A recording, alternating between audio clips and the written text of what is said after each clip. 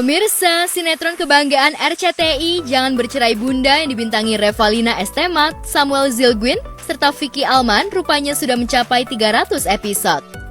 Hal ini tentu saja menjadi kebanggaan bagi sejumlah pemain termasuk Samuel, Vicky, dan Ayu Dia Pasha yang tak menyangka jika sinetron Jangan Bercerai Bunda ini dapat diterima baik oleh masyarakat.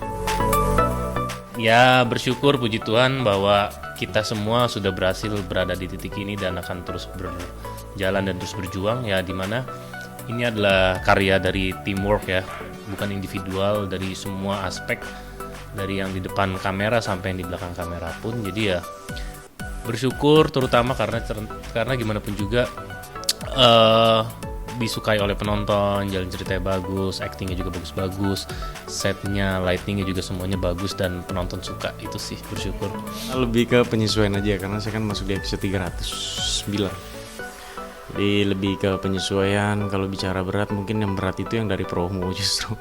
Justru kita yang masuk di tengah-tengah ini lebih ke tahu diri aja sih gitu loh. Kita harus ngejaga kualitas. Kalau bisa kita tambah kualitas lebih bagus.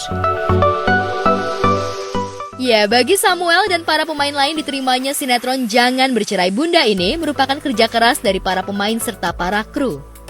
Dan hal ini justru menjadi pemacu bagi para pemain dan kru untuk bisa lebih menampilkan karya terbaik. Tak hanya itu, Samuel juga kerap berpesan kepada teman-temannya agar tetap menjaga attitude dan tidak sombong saat berada di lokasi ataupun di luar lokasi syuting. Kebetulan kalau buat gue pribadi sih bukan hal yang baru, tapi yang selalu gue tanemin ke teman-teman ialah jangan pernah puas dengan apa yang kita hasilkan, apa yang kita dapat. Tetap harus berjuang.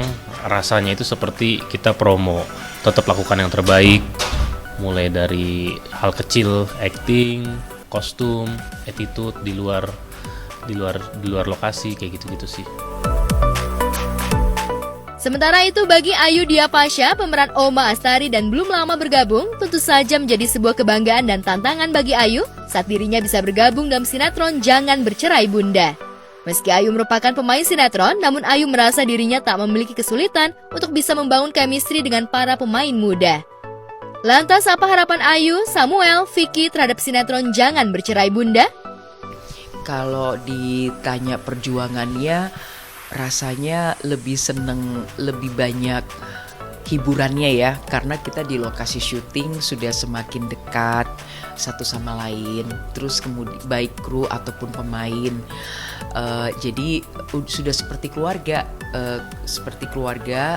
jadi sebenarnya kita tinggal berusaha untuk bermain bagus, kemudian tetap dedicate untuk produksi ini, mengutamakan juga produksi ini karena bagaimanapun kami semua kan sudah kontrak untuk hal ini. Tidak sama sekali. Kalau saya sih merasakannya itu. Jadi kadang-kadang kan memang terasa tuh ada gap-gap. Kalau ini enggak, kita semuanya melebur sih. Dan di sini kan gapnya cukup jauh ya. Jadi dari saya ke pemain mudanya seperti Firman, Arga, Nabila, terus ada Wilda, ada Malida yang berperan ini, terus kemudian mereka udah seperti anak-anak saya. Terus harapannya mudah-mudahan ceritanya tetap terus menarik karena membangun sebuah cerita dari ratusan episode saya tahu banget itu tidak mudah. Jadi saya juga salut sama tim kreatif, sama tim penulis yang sampai saat ini masih bisa bikin cerita yang artinya masih sambung menyambung ya, dan selalu ada loophole atau semacam ada box atau kunci-kunci yang belum bisa terbuka yang bikin penonton itu menjadi penasaran. Nah, mudah-mudahan ini bisa tetap dijaga nih konsistensi daripada cerita dan juga pengembangan dari masing-masing tokohnya. Harapannya tentunya yang terbaik buat kita semua yang bekerja di sini, diberi kesehatan, keselamatan, berkah buat keluarga. Bukan perkara panjang episodenya, itu semua adalah bonus, tapi yang paling penting kita solid, terus juga bisa bekerja sama teman-teman di sini, itu rasanya sangat bagus, amazing, bersyukur dan ya grateful aja sih. Sementara itu di tengah kesibukannya syuting Jangan Bercerai Bunda, Samuel rupanya tengah membangun sebuah rumah di Pulau Dewata, Bali. Rumah yang masih dalam tahap pembangunan ini memang disiapkan Samuel untuk bisa menikmati masa depan bersama istri dan anak-anaknya. Lantas apa alasan Samuel membangun rumah di Bali? Lantas kapan rumah tersebut akan selesai dibangun? Mungkin konstruksi, let's say kemarin sih meeting katanya bulan depan sih harusnya udah topping off ya. Topping off mungkin kalau secara general 40%, maksudnya topping off itu mungkin udah nggak ada lagi yang struktur utamanya ya yang dibangun. Mungkin tinggal kalau masalah struktur yang minor kali ya. Jadi kayak bukan sesuatu yang krusial lah gitu. Duit ya mbak? Ya iya bener lah, kalau duitnya kenceng ya cepet, kalau lambat ya lambat. Udah mungkin mudah-mudahan sih either itu Februari atau Maret sih. Iya, Samuel dan istri memang sangat menyukai Bali. Lantaran lingkungan dan tempat-tempat di Bali rupanya membuat Samuel nyaman jika sedang berada di Bali. Lantas benarkah Samuel akan membuka usaha di Bali? Kenapa nggak di Bali? Jadi emang target sih pengen punya rumah di luar kota ya, karena pengennya sih nggak selamanya ada di industri ini ya. Karena kan industri begini kan menyita waktu, tenaga dan lain sebagainya. Sedangkan kita punya anak yang terus bertumbuh, berkembang, ya selagi mereka masih bisa kita rangkul, kita genggam, ya harus kita manfaatin momen itu, gitu sih.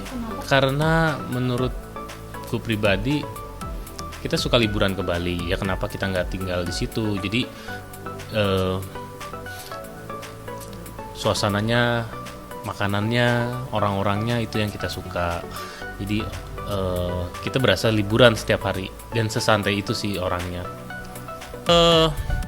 Ya rencananya sih begitu, nggak akan seterusnya di dunia entertain. Tapi kan ya rencana manusia sama rencana dan kehendak Tuhan kan beda. Kita cuman punya rencana, ternyata dikasih jalan, ya udah kedepannya nanti gimana ya itu urusan nantilah gitu.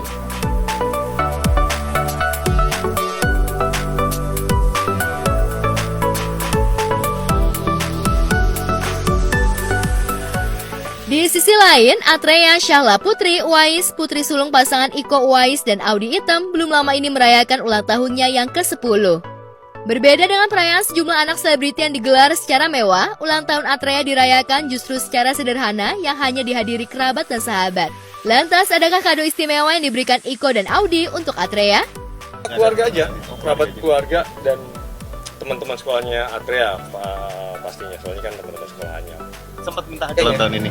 Enggak ada requestan tersendiri? Alhamdulillah sih, anak saya dua-duanya bukan tipikal yang yang minta terlalu banyak ya, ataupun minta banyak permintaan. Kemarin dibilang ada lihat di mainan kayak teleskop gitu, kayak teropong itu ya. Dia lebih mau mendalami pengetahuan, dibilang itu, walaupun hanya cuma mainan doang ya nggak apa-apa.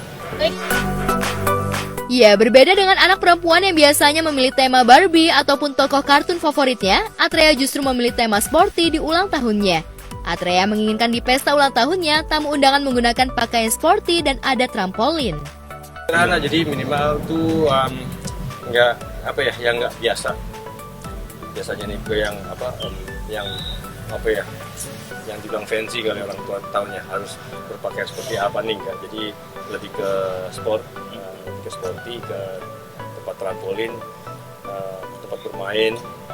Kebetulan ya Atreya suka banget yang beradrenalin, walaupun perempuan dia suka yang jungkir balik, dan ya saya lepas aja sih, dan saya percaya sama kemampuan dia bisa melakukan semuanya dan tahu safety-nya. Sebagai ayah, Iko merasa jika Atreya begitu cepat tumbuh dan akan segera menjadi gadis remaja. Hal ini tentu saja membuat Iko menjadi protektif kepada kedua putrinya, terutama Atreya. Iko dan Audy pun berusaha untuk mendidik dan menjadi orang tua yang baik. Lantas seperti apa kedekatan Iko dengan kedua putrinya? Mencapai umur yang bisa dibilang hampir dewasa, pasti otomatis ketakutan sih pasti ada, namanya orang tua. Pergaulan zaman sekarang 10 tahun ke depan yang saya bilang nggak pernah tahu pergaulan seperti apa. Yang penting tiangnya saya keluarkan dari rumah, dari orang tua. Saya dengan Audy sangat berusaha untuk sekompak mungkin untuk mendidik anak perempuan. Ya pasti otomatis ada sensitifnya, dalam arti anak perempuan nggak bisa disamakan dengan anak laki-laki, walaupun saya belum punya pengalaman tuh punya anak laki-laki, tapi semua sama. Yang penting gimana didikannya, agamanya itu yang paling penting, dan tergantung nanti dia menyikapinya di luar.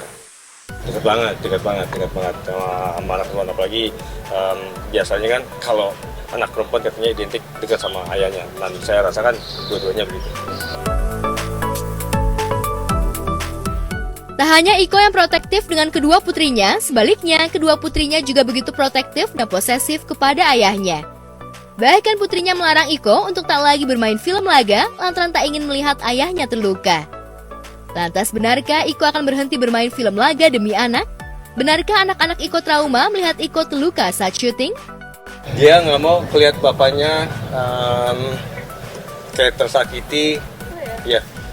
Karena memang kemarin ada beberapa pengalaman dilihat secara dengan mata kepalanya sendiri, dia ngelihat saya pernah melakukan adegan yang di luar prasangka dan hasilnya kecelakaan. Dan di situ mungkin dia teringat sampai, ya pasti otomatis anak kecil umur segitu tersimpan di benak kepalanya. Jadi dia kalau misalnya ada film-film dia yang sedikit ada kekerasan buat ke saya, dia agak sedikit protes. Dua-duanya. Dia nggak mau lagi ngelihat papanya kena pukul. Enggak sih, tapi dia sadar. Kayaknya udah beranjak remaja. Dia paham pekerjaan bapaknya seperti apa. Sangat mengerti sih si Atria, dan dia memang dibilangnya sama Audi juga untuk pekerjaan papa seperti ini, mama seperti ini. Sekarang semua tanggung jawab ada di papa semua. Jadi kalau misalkan keluar kerja, mohon di ngertiin, dan dia ya doain aja biar dapat rezekinya dan lancar kerjanya seperti itu.